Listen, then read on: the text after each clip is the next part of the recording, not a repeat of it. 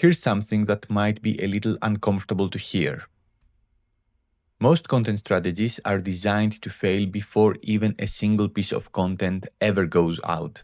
And the people behind them, and honestly this includes a lot of smart, experienced people, they have absolutely no idea why that's happening. Now, you might be a YouTuber who's been grinding away for months, wondering why the growth isn't coming. You might be a solo entrepreneur who's putting out content consistently and still not seeing it convert into anything real. Maybe you're a content creator building your personal brand, or you work in marketing and content is a big part of what you do. Whoever you are, if your content isn't doing what you need it to do, the problem is one or a combination of 6 specific reasons, and by the end of this video, you're going to know exactly which one is holding you back and how you can fix it. So what does this actually look like when it's happening to you? You're putting content out regularly, you're showing up, you're doing the work. The calendar is full, things are going out on schedule, and by most appearances, you're doing everything right. But the audience isn't growing. The content isn't converting into subscribers, leads, sales, or whatever the hard KPIs are for your bottom line. Traffic comes in and leaves without doing anything. And you aren't able to diagnose the issue because you're doing everything you're supposed to be doing. So the natural response is either to do more of it or do it better, or try a different format. And sometimes that helps a little bit at the edges. But most of the time, you're just putting more effort into something that was already broken underneath, and that only exacerbates the problem. Because the problem almost never lives in the content itself. It lives in the thinking that happened, or more often, didn't happen before any of it. There are 6 specific reasons why this keeps happening, and I'm going to walk you through every single one of them today. For each one, I want to show you what it actually looks like in practice, why it's so easy to fall into, and what you can actually do about it. So stick around, because by the end of this, you should be able to look at your own content and have a pretty honest sense of what's actually holding you back and how to fix it. Right, let's get into it. Reason number 1. You started with content instead of starting with your audience. So here's how this tends to play out. You decide you're going to get serious about content, whether it's on social media, YouTube, your website, or any other format. Great. The first question you ask yourself is something like, okay, so what should I be making? What topics should I cover? What's going to perform well? And you go from there.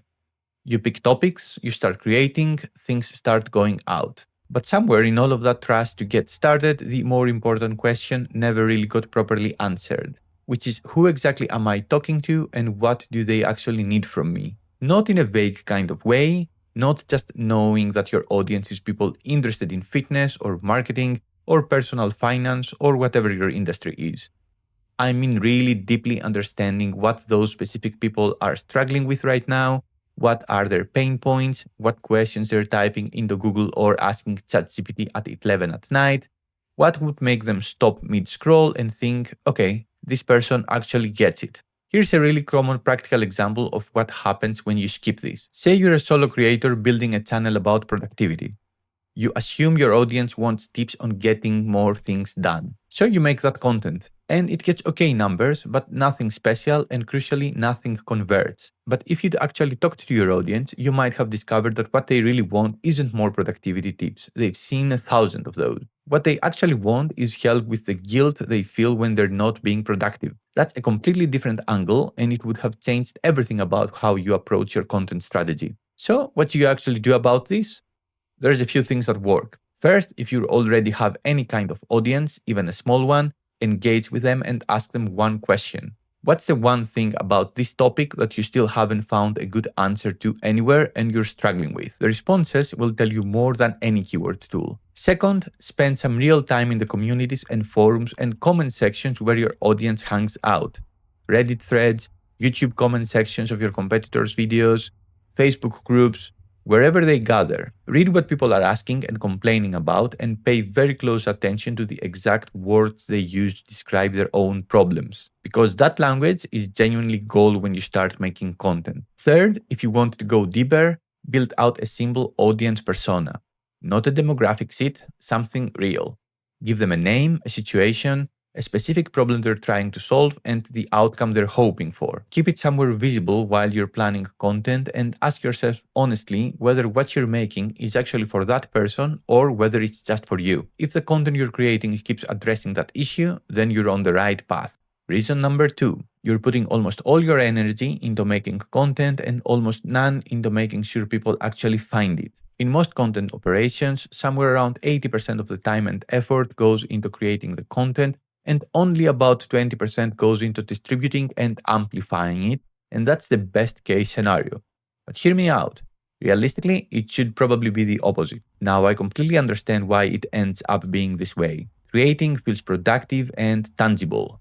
You can see it, you can point to it, you have something to show for your time. Distribution and amplification feel messier and harder to control, and quite possibly even unnecessary. You can do everything right and still not get the reach you were hoping for, so there is natural pull towards just making more things rather than getting better at making sure people actually discover the things you've already made. But think about it this way. You could make the most useful video on your entire topic that exists anywhere on the internet, and if nobody finds it, it didn't happen. It's just sitting there, not serving its purpose. That's a genuinely depressing thought, but it's the reality for a lot of content that gets made with real care and effort. A really clear example of this is someone building a YouTube channel who spends days scripting, filming, and editing a video, and then spends about 10 minutes on the title, the thumbnail, the description, and the tags before uploading it and moving on to the next one, and then wonders why the video isn't getting found. The video might be brilliant, but the distribution, which on YouTube starts with those basic discoverability elements, was basically an afterthought. What you can actually do differently is this. Before you create anything, add one simple question to your planning process. How are people going to find this? Ask this before you create a piece of content, not after. If it's a YouTube video, is there genuine search volume behind this topic, and does your title reflect how people actually search for it? If it's a newsletter or a blog post, what's the SEO opportunity and organic demand, and are you going after it properly? If it's a social post, what communities or conversations could you share it into after it's published on your profile? And beyond your own channels, are there other places, other people's audiences, partner platforms, third-party publications, where this content could reach people who don't know you yet? Distribution isn't something you bolt on at the end. It has to be part of how you design the content from the start. Reason number 3. You're chasing formats instead of building a system. This one is really easy to fall into, and honestly, it's something a lot of creators and marketers I speak to recognize immediately when I describe it. It usually goes something like this. You see someone doing well on a particular platform, or you read that a certain format is having a moment right now, and you jump on it without second thought. Hey, if TikTok videos are trending, I should do TikTok videos. If Instagram pages are successful, I should build an Instagram page, and so on. And so you start. And maybe it goes okay for a bit. But what tends to happen over time is that you end up with a bunch of things that exist in complete isolation from each other. A YouTube channel over here, a newsletter somewhere else, maybe a podcast, a social presence on a couple of platforms, and none of it is really connected. Each thing is just sort of sitting there independently, trying to do its own thing, with no clear path that takes someone from discovering you for the first time to actually having a real relationship with you and eventually doing something meaningful, like buying something from you or working with you or telling other people about you. Here's a really concrete example of what that looks like in practice. Imagine you're a solo creator and you have a YouTube channel, a newsletter, and an Instagram profile. You treat them as 3 separate things. Your YouTube content is about one angle of your topic, your newsletter goes in a slightly different direction, and your Instagram is basically just a reminder that you exist. None of them point to each other in a meaningful way. None of them have a clear next step that moves someone deeper into a relationship with you. So someone discovers your YouTube, watches a video, thinks it's good, and leaves. You had them for 10 minutes and then they're gone, and the likelihood of them coming back is pretty low.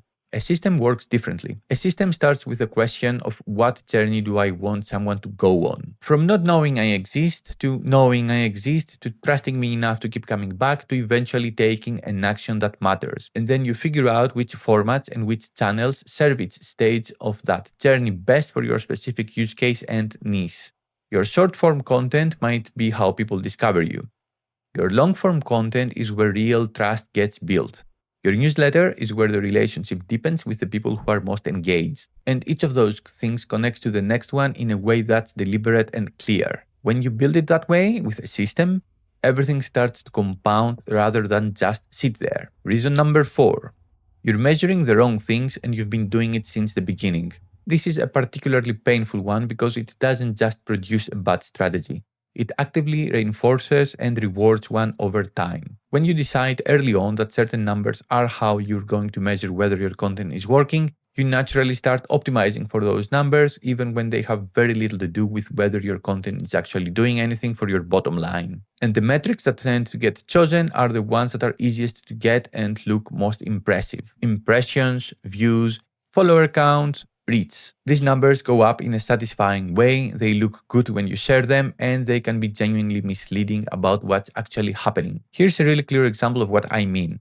You post a short form video, a reel or a TikTok or a YouTube short, and it gets 200,000 views. Okay, maybe that's a bit excessive, maybe it gets a few tens of thousands of views, which is pretty great. That feels amazing. But if you look at what actually happened as a result, how many of those people subscribed, how many people joined your email list, how many eventually bought something or came back for more content, the number is often shockingly small. Because the people who watched 4 seconds of something and kept scrolling were never really your audience.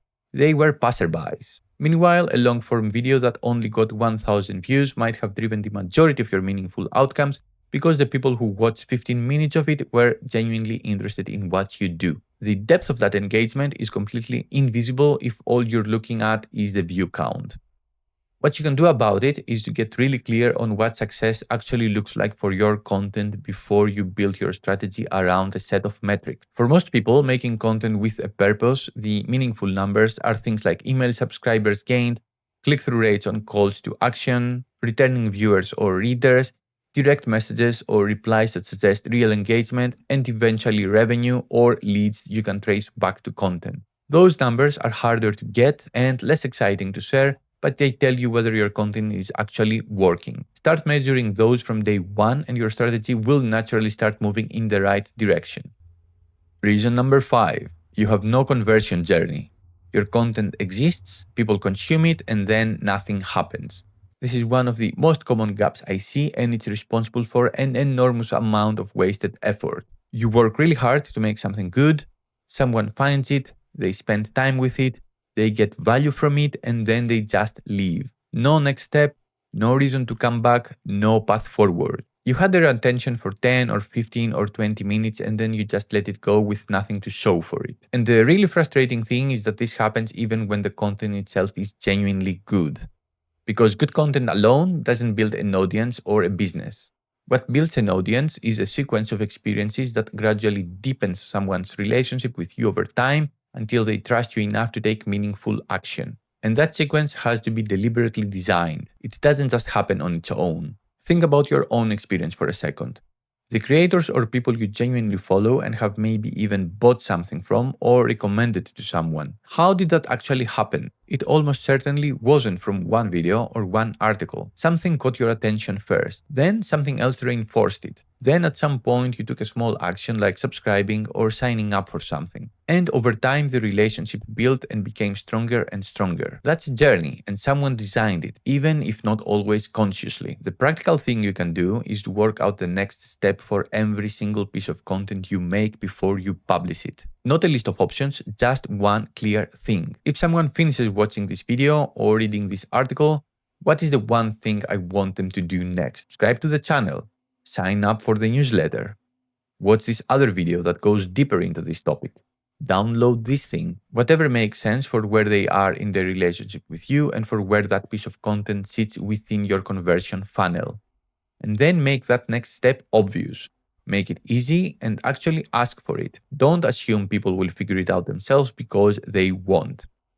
Reason number 6, and probably the most relevant one right now, is that people are using AI to go faster in the wrong direction. AI has genuinely changed what's possible with content. Things that used to take days can happen in a couple of hours. The cost and effort of producing content has dropped dramatically. And on the surface, that sounds like it should be making everything better. But here's what I'm actually seeing happen a lot. People who already had weak foundations in their content strategy are now producing more content with those same weak foundations, but doing it faster and at a higher volume. All the problems we've already talked about. No real audience understanding, no distribution thinking, no conversion journey, measuring the wrong things, they're all still there. They've just been turbocharged.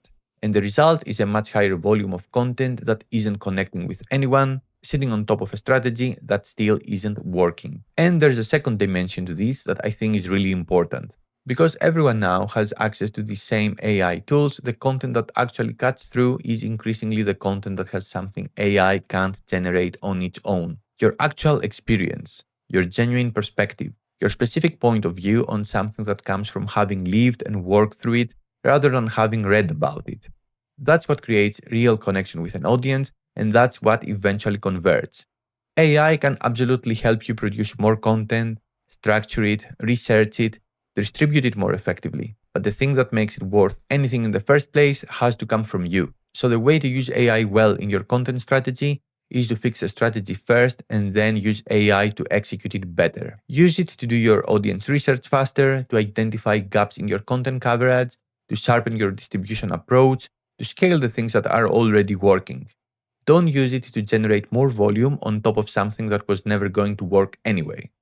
So there they are, 6 reasons. And if you look at that list as a whole, the thing that jumps out is that every single one of them is a strategy problem that keeps getting treated like an execution problem. So the response is always to make more content or improve the quality or try a new format when the thing that actually needed fixing was never any of that. The foundation was wrong before any of the execution even started. The content that actually works, whether you're a solo creator building something from scratch or someone trying to make content genuinely drive results, it tends to come from the same place. A real understanding of the specific person you're talking to. A genuine plan for how people are going to find what you make. A system that connects things together rather than a collection of isolated formats. Metrics that tell you whether your content is actually doing something rather than just looking like it is. A clear next step built into every single thing you publish. And AI used to sharpen and scale a strategy that already works, not to replace one that doesn't. Anyway, that's it from me. Thank you so much for watching. If you found this video useful, please consider liking and subscribing. It genuinely helps a lot. If you have any thoughts or questions, drop them in the comments. I read everything. Thanks for watching, and I'll see you in the next one.